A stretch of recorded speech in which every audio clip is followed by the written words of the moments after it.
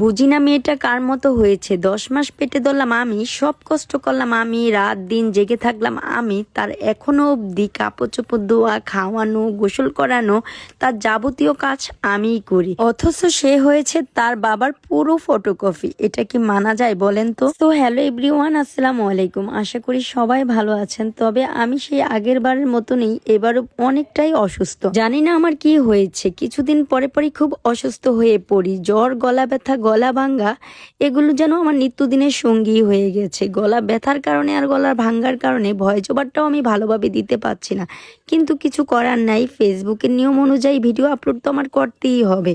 তবে কিছুদিন আমি একদমই অ্যাক্টিভ ছিলাম না, এতে করে আমার ড্যাশবোর্ডের অবস্থা খুবই লাল হয়ে গিয়েছে। যাই হোক, ভাবছি আপনারা বুঝি আমাকে ভুলে গিয়েছেন। না, দেখি আপনারা আমাকে মোটেও ভুলেননি, কারণ আপনারা আমাকে তো অসম্ভব ভালোবাসেন, আমার ভিডিও আপনারা খুব বেশি পছন্দ করেন। যাই হোক, আবার মূল বিষয়ে ফিরে আসি, মানে আমার মেয়ের কথা বলছি। সে যেন তার বাবার পুরো ফটোকপি হয়েছে, এটাই কারণ সে পুরোটাই দেখতে তার বাবার মতো, এবং তার কাজ কাম সবকিছুই যেন তার বাবার মতোই। গায়ের রং আর চেহারাটা যেমন তার বাবার মতো হয়েছে, তেমনি পুরো শরীরটার ভিতরে তার জিদ পুরো তার বাবার মতো নেই। ওকে নিয়ে মনে হয় আমি আর পাচ্ছি না, কারণ আমি খুবই অসুস্থ। এর ভিতরেও আমি বলছিলাম চুলগুলো যেহেতু ওর খুবই এলোমেলো, 2 দিন আগেই তাকে শ্যাম্পু করা হয়েছে, চুলগুলো শুধু উপর দিকে উঠতেছিল। তার বউ মানে তার দাদু বলেছিল যে চুলে তেল দিয়ে চুলগুলো বেনি করে দেওয়ার জন্য।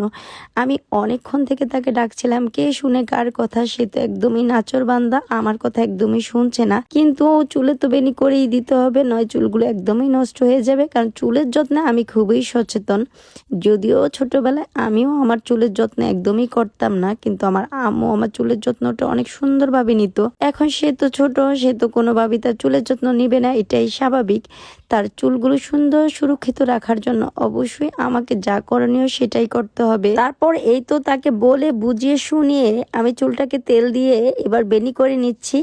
এক পাশ আমার বেনি করা হয়ে গিয়েছে। তবে এই বয়সে এরকম ছোট চুল দিয়ে বেনি করতে আমার ভীষণ ভালো লাগে। যদিও আমার মেয়ের চুলগুলো একদম ছোট নয়, আমার মেয়ের বয়স অনুযায়ী চুলগুলো মাশাআল্লাহ অনেক বড়, মাজার সমান পড়ে, আর দেখতেও একদম কালো কুচকুচে, খুবই সুন্দর। আমি আমার মেয়ের চুলগুলো খুবই যত্ন করে থাকি, খুবই যত্ন করে চুলগুলো বেঁধে দেই এবং শ্যাম্পু করি, তেল দিয়ে দেই। কারণ ছোটবেলায় আমি মোটেও যত্ন করতাম না, সেই কারণে চুলগুলো একদমই নষ্ট হয়ে যেত। তবে সেটা তো আর আমার মেয়ের চুলে আমি হতে দেব না, যার কারণে আমি আমার মেয়ের চুলগুলো খুবই যত্ন করে থাকি। আর ছোট চুল দিয়ে যা খুশি তাই স্টাইল করা যায়, যেহেতু আমি আমার চুলে একদমই খোপা ছাড়া আর কোনো চুল কোনোভাবেই বাঁধতে পারি না।